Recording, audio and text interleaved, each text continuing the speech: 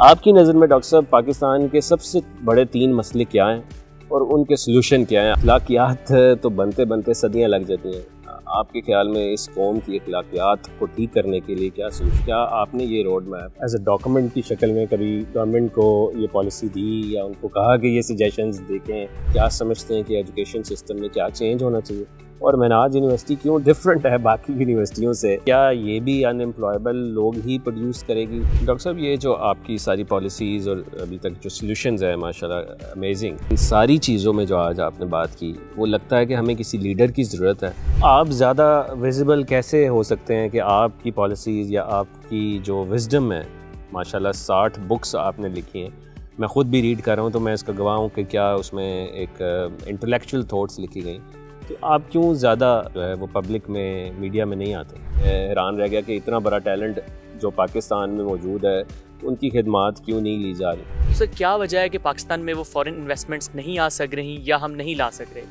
پاکستان میں ایسے کون کون سے مائکرو فائنانس جیسے آپ نے ابھی ڈسکس کیا پروگرامز ہیں یا اور کس طرح کے پروگرامز ہیں جو ویمن امپاورمنٹ کو سپورٹ کرتے ہیں؟ میں سمجھتا ہوں کہ پاکستانی قوم اس میں اتنا ٹیلنٹ ہے کہ وہ ان تمام حالات سے لڑ کے از سر نو اپنے آپ کو مستحکم کر سکتی ہے۔ ایگزسٹنگ اگر کوئی کہے کہ یہ تو چلیں اسلامک فائنینشیل سلوشن آپ نے دیا، اس کے علاوہ اور ہم کیا کر سکتے ہیں؟ انڈونیشیا، ملیشیا اور کچھ اور ممالک کے جو ریپریزنٹیٹیوز بیٹھے ہوئے تھے انہوں نے پھر اس کانفرنس کے بعد مجھ سے رابطہ کیا۔ اس کے لیے ایک انٹرسٹنگ ماڈل تھا جو میں نے کچھ سال قبل پریزنٹ کیا اور وہ بے روزگاری کو بھی ایڈریس کرتا ہے۔ تو مذہب جس نے آپ کو اخلاقیات دینی، جس نے آپ کو لمیٹیشن دینی ہے، اس سے پیچھا چھڑاتے ہیں، اس کے بعد روتے بھی رہتے ہیں کہ اخلاقیات ہماری تباہ ہو گئی ہیں، ملک کے اندر کچھ اپلفٹمنٹ نہیں ہے، ڈیولپمنٹ نہیں ہے۔ میں پھر بھی ہوپ فل ہوں، دیر از اے پوٹینشیل